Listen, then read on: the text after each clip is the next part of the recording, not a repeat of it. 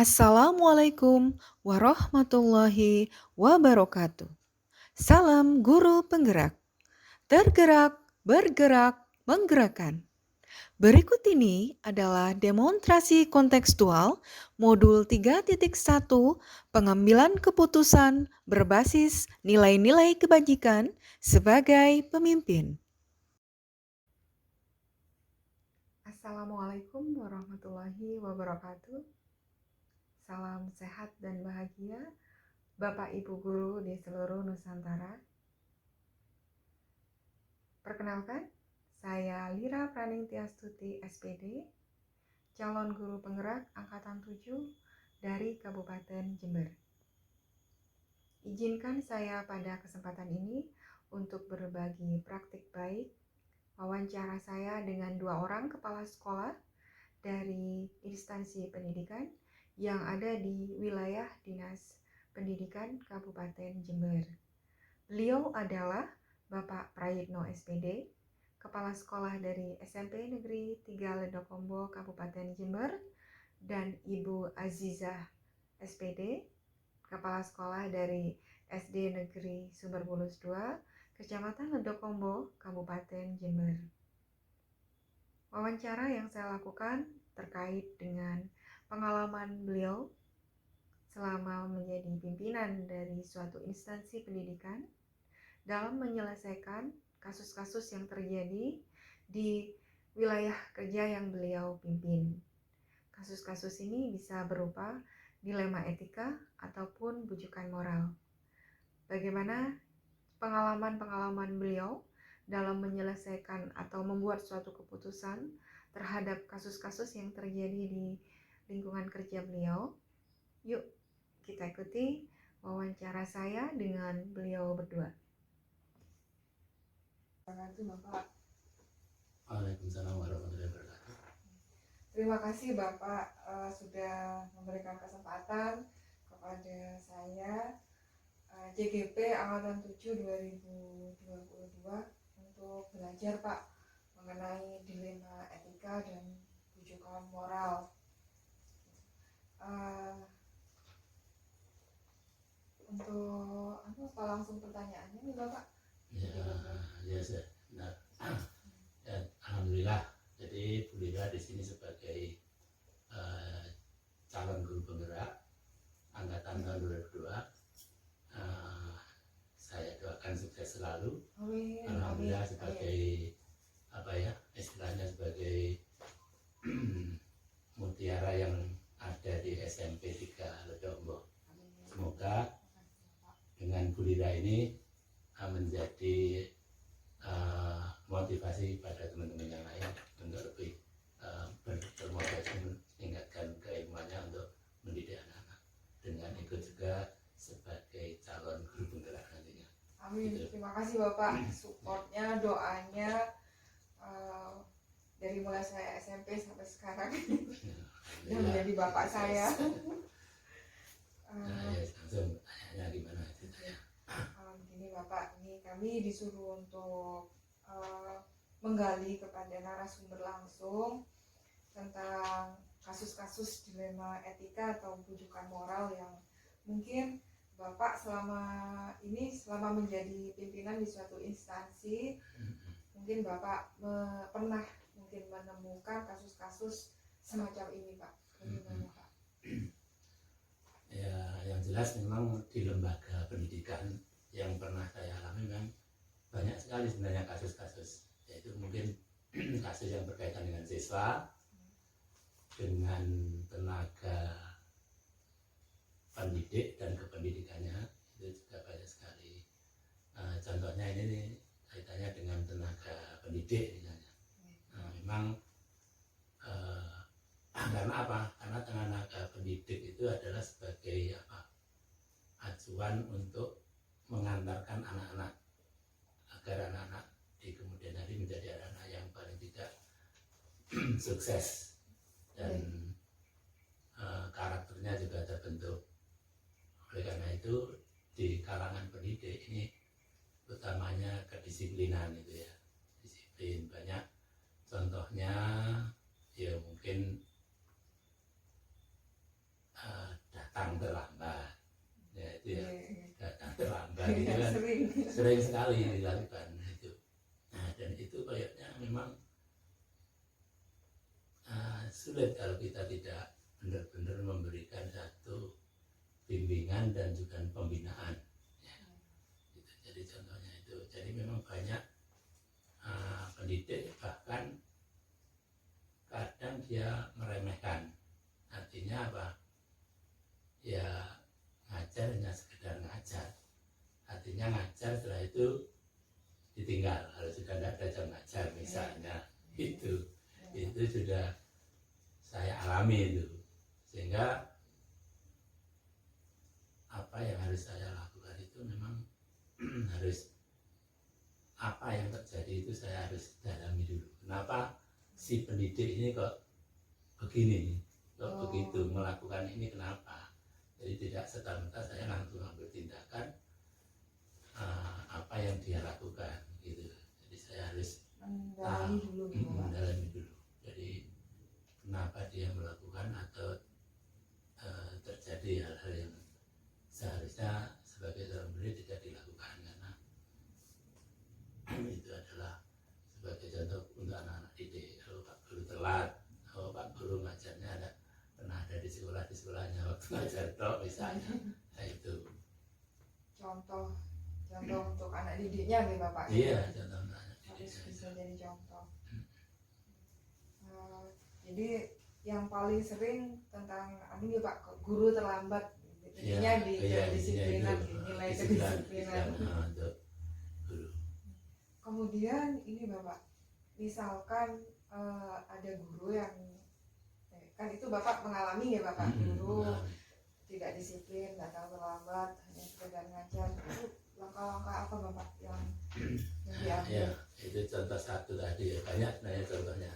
Selain guru terlambat, ya guru tidak masuk, alasan izin dan sebagainya. Nah, itu contohnya yang sering terlambat dan sebagainya. Memang awal-awal memang saya, ya paling tidak saya hanya menegur saja dulu.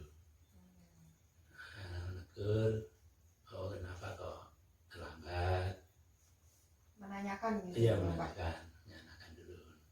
Jadi saya mungkin karena memang bebannya kempes, misalnya gitu lah. Apa sepedanya bergantian, nah gitu. Mungkin karena memang kondisinya tidak tahu, itu masih belum saya dalami sehingga kok terlambat. Itu jadinya memang pertama hanya menegur saja. Jadi menegur itu kan tujuannya menggali gitu Bapak. Menggali kenapa Dia anak kok itu terlambat, lambat. iya. Selanjutnya Bapak, setelah mengetahui Ternyata itu memang kayaknya sudah sering dilakukan ya, sehingga maka tindak lanjut saya ya mungkin hanya alasannya ban kempes, ternyata itu sering dilakukan, sehingga saya langkah berikutnya kan harus saya panggil secara aturan, secara peraturan atau tentang tata tertib lah, sebagai utamanya ASN itu, maka saya harus panggil dia. ya, berarti Jadi kan ya pembinaan, membina, saya panggil tersendiri di ruangan kepala sekolah. berarti ada tempat khusus nih Ya, Bapak untuk memang untuk memberi pembinaan. berarti memang Bapak memberikan ruang atau privasi yang Mm-mm. khusus nih Ya, Bapak. itu. Kemudian ada jadwalnya tidak Bapak? Bapak misalnya ada misalnya hari Senin itu Bapak melakukan menegur nih Bapak. Mm-mm. Kemudian tadi yang kedua Bapak kemudian seperti menginvestigasi dari latar belakangnya, kemudian ada pembinaannya, itu berarti kan semacam ada jadwal nih Bapak. Ada jadwal khusus. Ya, memang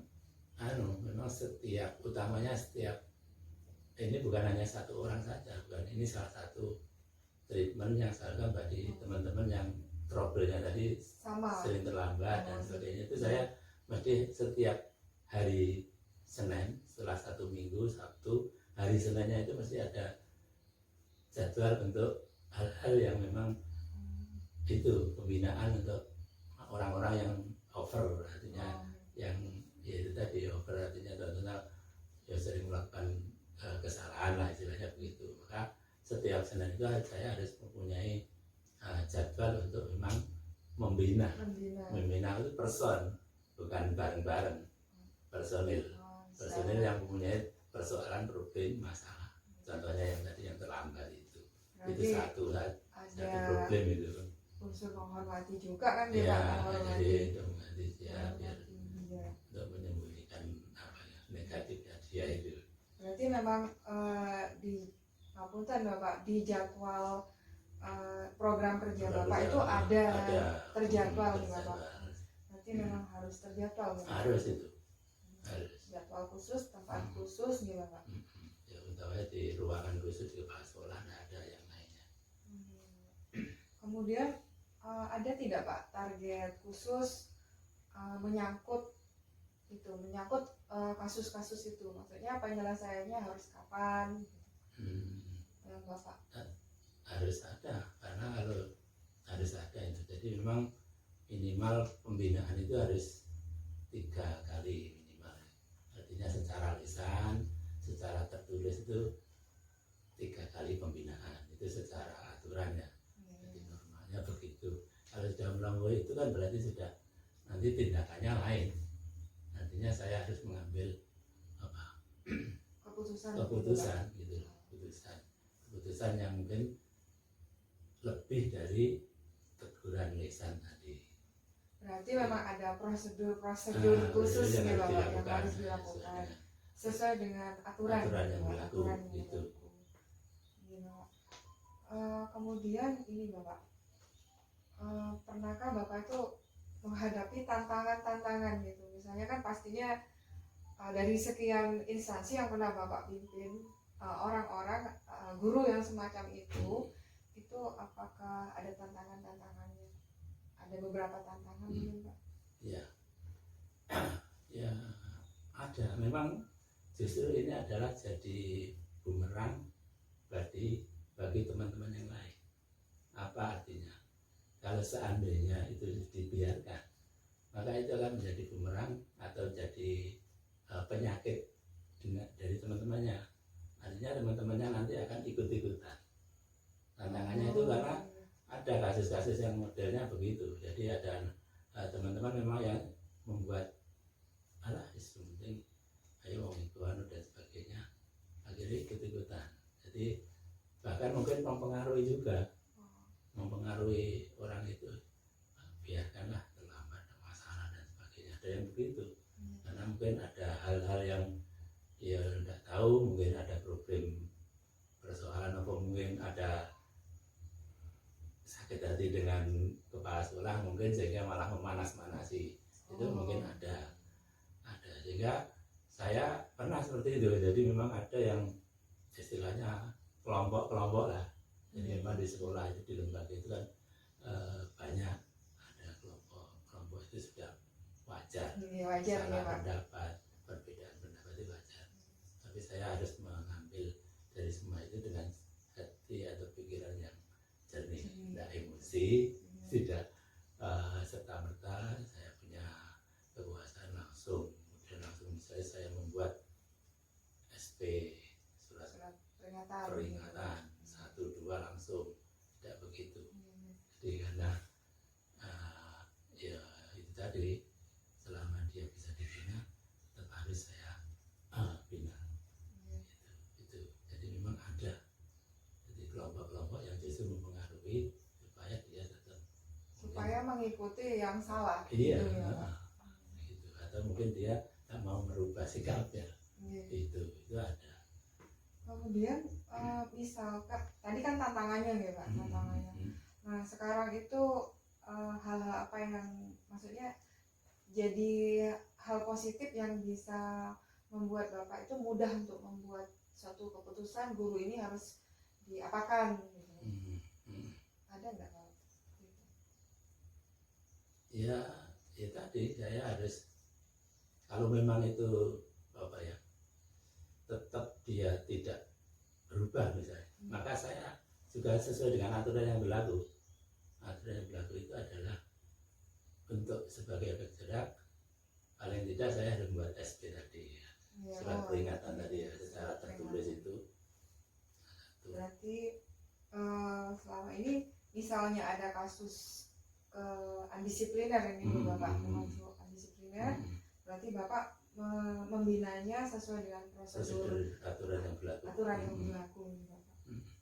Jadi bagaimana ending dari aturan itu, ending dari kasus itu sesuai nanti tergantung prosesnya begitu Bapak. Kalau misalnya orang itu atau guru itu bisa dibina, berarti kan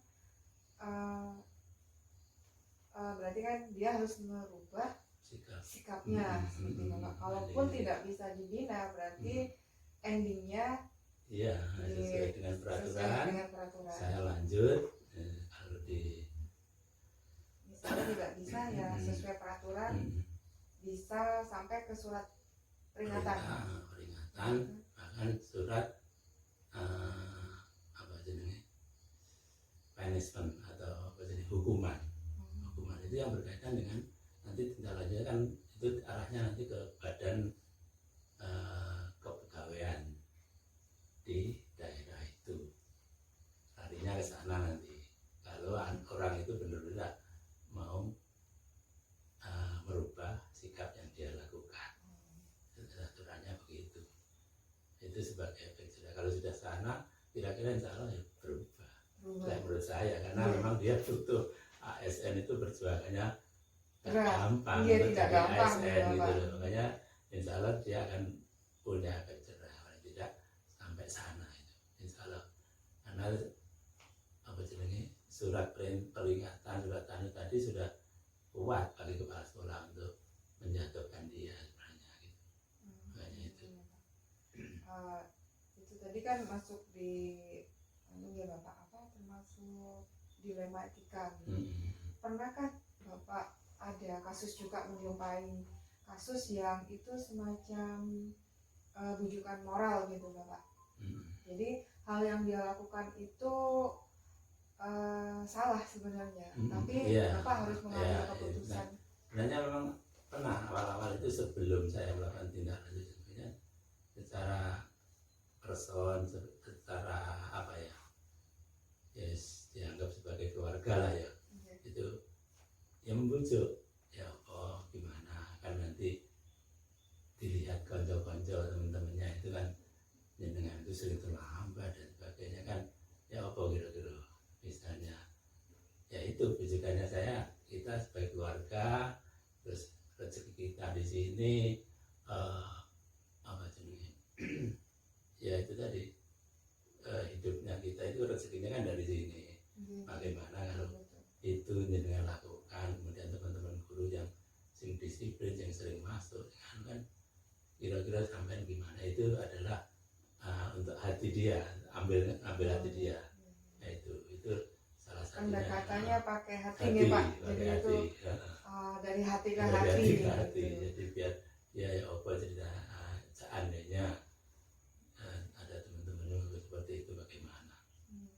Berarti kalau saya simpulkan itu kan Bapak sudah menemui kasus semacam itu, Bapak sudah melakukan nilai-nilai kebajikan sebetulnya nih Pak, untuk menyelesaikannya secara kekeluargaan, kemudian juga melakukan penghormatan kan kepada yang bersangkutan juga, seperti menyediakan tempat tertentu, jadi tidak menjatuhkan, tidak di mata teman-temannya itu dia tidak dijatuhkan, tetap menghormati Pak dia. Nanti memang harus seperti itu ya Pak. Kemudian ini Pak, yang terakhir nih Pak, ini kayaknya ini harus saya pelajari ke depan. Mungkin apa yang Bapak pesankan kepada saya seandainya nanti saya menjadi pemimpin. Ya memang semua kalau kita nanti jadi pemimpin, yang jelas tipe dan karakter dari yang kita pimpin itu bermacam-macam.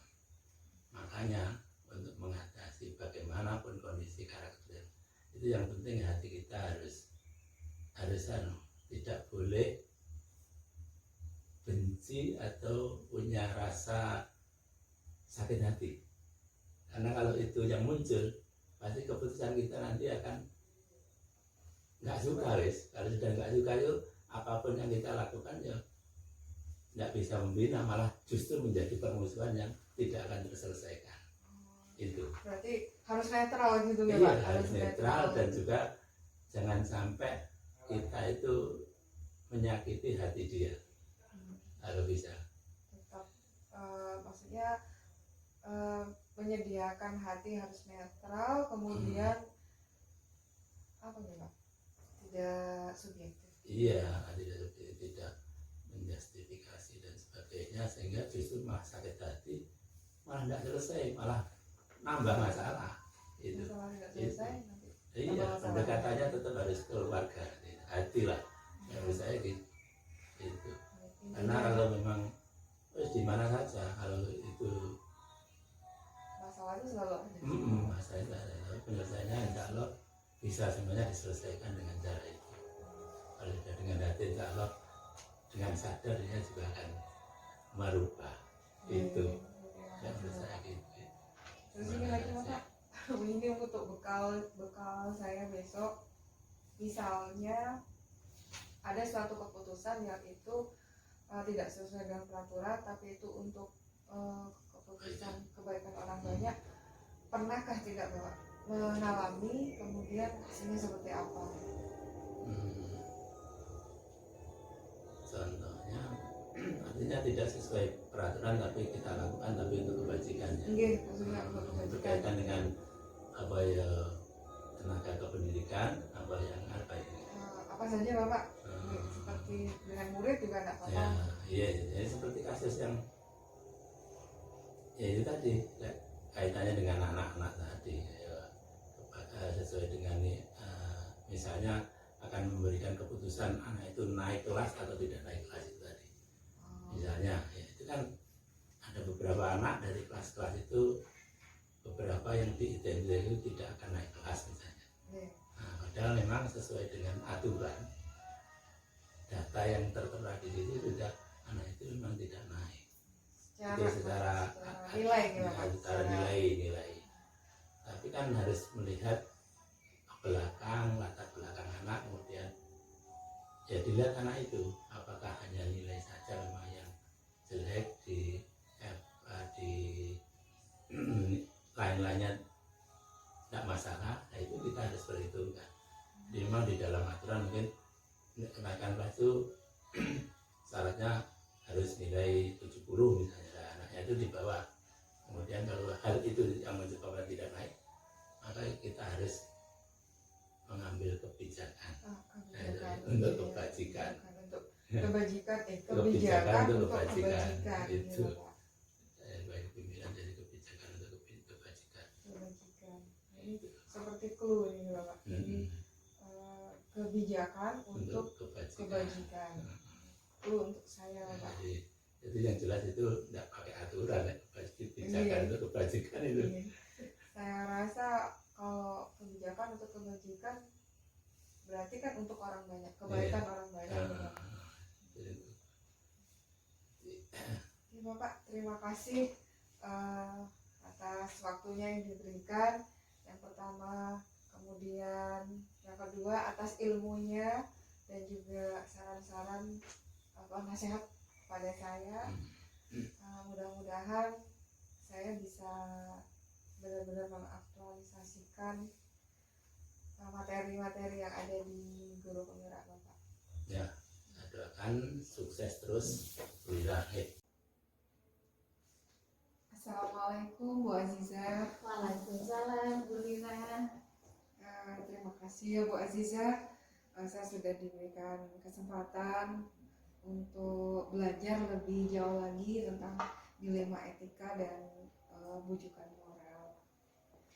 Saya berterima kasih sekali Bu, Ibu bersedia menjadi narasumber kami, karena kami JGP calon guru penggerak angkatan 7 itu harus mempelajari langsung dari narasumber mengenai kasus-kasus yang terjadi.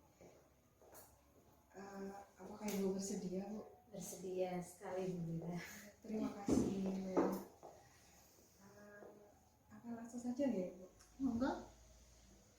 begini Bu, kan Ibu sudah menjadi pimpinan di suatu instansi pendidikan di satu sekolah. Itu pernahkah Ibu selama menjadi pimpinan itu mengalami kasus-kasus baik itu dilema etika maupun rujukan moral sama? Bukan cuma pernah Bu Lira, pastinya banyak. Banyak ya Bu ya. Banyak, pasti banyak kasus yang dijumpai. Kemudian yang kedua Bu, pada waktu Ibu menyelesaikan suatu kasus nih Bu, misalnya Ibu ini kalau boleh tahu mau menyatakan yang dilema etika atau rujukan moral?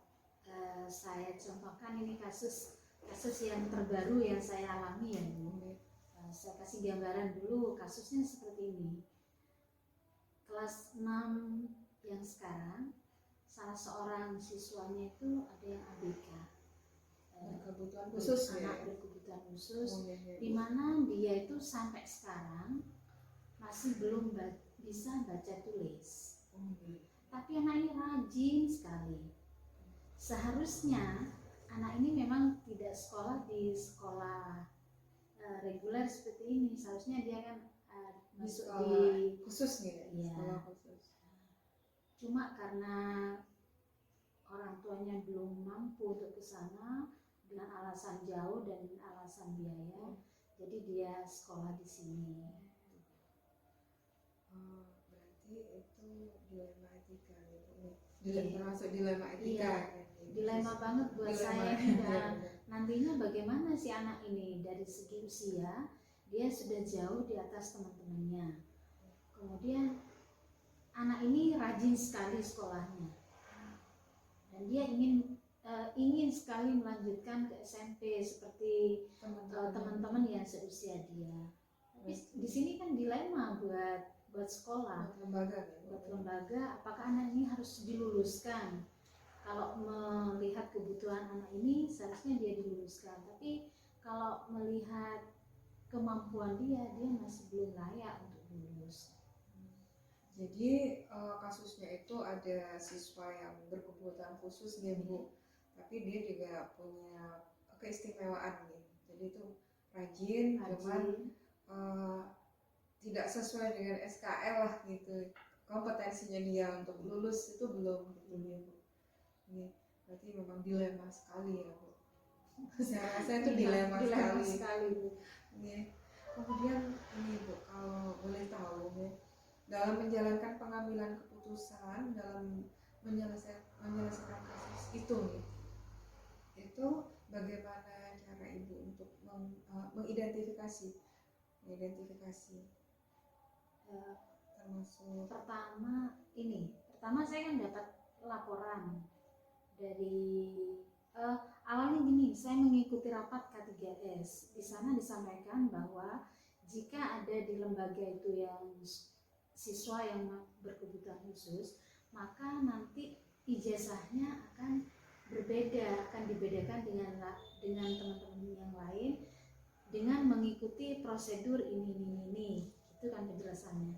Nah, dari informasi itu sama di sekolah saya cari informasi ke guru kelas 6 khususnya. Dari guru kelas 6 saya dapat informasi bahwa ada seorang anak yang dia namanya Simulasi ini memang berkebutuhan khusus. Maka setelah dapat informasi itu saya cari tahu langsung anaknya. Saya cari informasi dari anak itu, keinginannya apa, kemudian bagaimana pengetahuan kompetensi dianya itu gimana gitu. Ternyata kalau dari segi kemampuan itu memang sudah tidak mungkin untuk berkembang lagi Bu. Memang sudah segitu takarannya itu kayaknya seperti itu. Jadi kalau mau ditunggu sampai betul-betul sesuai dengan kompetensi lulusan ini sampai kapanpun kayaknya anak ini tidak mungkin. Jadi berdasarkan itu saya mengambil keputusan bahwa anak ini akan diluluskan meskipun tidak sesuai dengan ketentuan dari SKL. Berarti keputusannya pihak sekolah Ibu meluluskan si muklas nih Bu. Muklas. Ya, muklas itu dengan ketentuan-ketentuan yang sudah ditetapkan. Nah, berarti nilai-nilai kebajikan yang apa nih Bu, yang Ibu angkat dari kasus ini berarti nilai kasihan, keadilan. Iya. Enggak Lebih ke Bu, mungkin ya kasihan ya ada, Kasihan. tapi saya lebih mempertimbangkan kebutuhan atau keinginan anak ini. Anak ini memang ingin sekolah, kalau tidak lulus di SD dia kan tidak mungkin melanjutkan sekolah berikutnya kan. Sedangkan dia kalau dipertahankan di SD sampai kapanpun sepertinya dia tidak mungkin mampu mencapai SKL yang ditentukan itu. Tapi kan dia punya keistimewaan sendiri gitu. Jadi kita jadi ibu mempertimbangkan masa depannya si muklas ya, si muklas. Kemudian ini Bu, dalam mengambil tadi kan keputusan udah diambil seperti itu nih Bu, menaikkan meluluskan si muklas dengan ketentuan tertentu. Kemudian dari keputusan yang ibu ambil itu apa ada jadwal khusus atau jadwal khusus kemudian tempat-tempat khusus yang untuk menyelesaikan kasus itu? Ada Bu. Kalau pertama itu kan setelah saya dapat informasi itu, saya ambil langkah-langkah mulai dari observasi ke anak yang bersangkutan, juga mengumpulkan informasi dari guru-guru. Dari itu saya sampaikan dulu ke atasan saya, pengawas, bahwa saya mengalami kasus seperti ini, minta masukan beliau bagaimana. Ternyata masukan beliau kan saya harus melaporkan ke dinas. Dari dinas saya diarahkan untuk membawa si anak ini dulu ke psikolog atau ke rumah sakit yang memang menangani itu.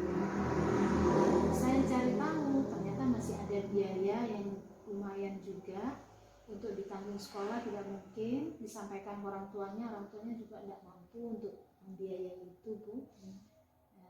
Dari sana saya mengambil keputusan bahwa anak ini akan diluluskan, tapi akan diberi surat keterangan dari sekolah bahwa anak ini memiliki keistimewaan itulah untuk bahan pertimbangan sekolah lanjutannya. Dari sana itu saya susun jadwal Bu, bahwa ini nanti akan saya mengundang wali murid yang bersangkutan untuk menyampaikan hasil keputusan sekolah terkait anak tersebut. Kemudian saya juga akan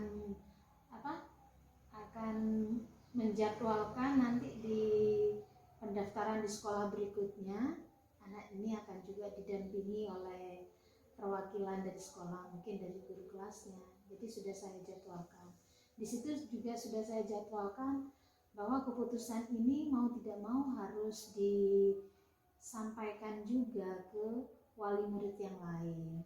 Takutnya kan ada ada komplain, kok anak dengan kemampuan sekian seperti itu kok diluluskan. Sementara katanya di sekolah ini untuk lulus nilainya harus sekian. Katanya seperti itu. Jadi keputusan ini saya jadwalkan juga akan saya informasikan ke wali murid yang lain. Jadi ibu sudah memiliki jadwal ya untuk menyelesaikan kasus itu, termasuk juga tantangannya sudah ibu prediksi, udah ibu siapkan gitu tantangannya. Tantangannya itu tadi kan Bu, antisipasi ada komplain dari wali murid. Kemudian kalau itu tadi kan udah tantangan ya Bu, adakah Bu faktor-faktor atau seseorang yang membantu ibu yang mempermudah ibu untuk mengambil keputusan itu?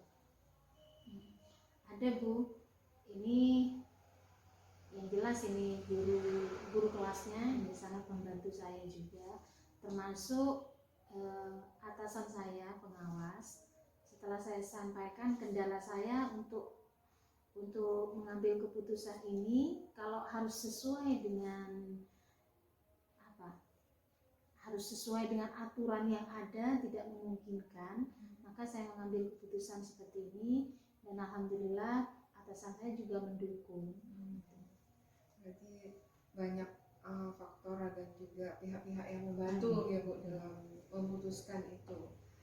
Nah ini Ibu, saya terima kasih udah panjang lebar memberi ilmu ya, ilmu hidup untuk saya ke depan. Nah, ini kan saya calon guru penggerak Ibu ya. Ada tidak pesan atau nilai-nilai yang mau Ibu sampaikan untuk saya ke depan besok? Ini Bu Lira kan wacananya nanti kan lulusan JGP ini lulusan JGP nanti kan Ibu kan jadi guru penggerak nih. Wacananya nanti kan akan ada di posisi seperti saya ya sebagai kepala sekolah, di mana nanti Ibu itu akan menghadapi kasus-kasus yang bermacam-macam lah Bu. Saran saya saja ya Bu, kalau bisa dalam pengambilan keputusan nanti itu usahakan lebih mengutamakan kepentingan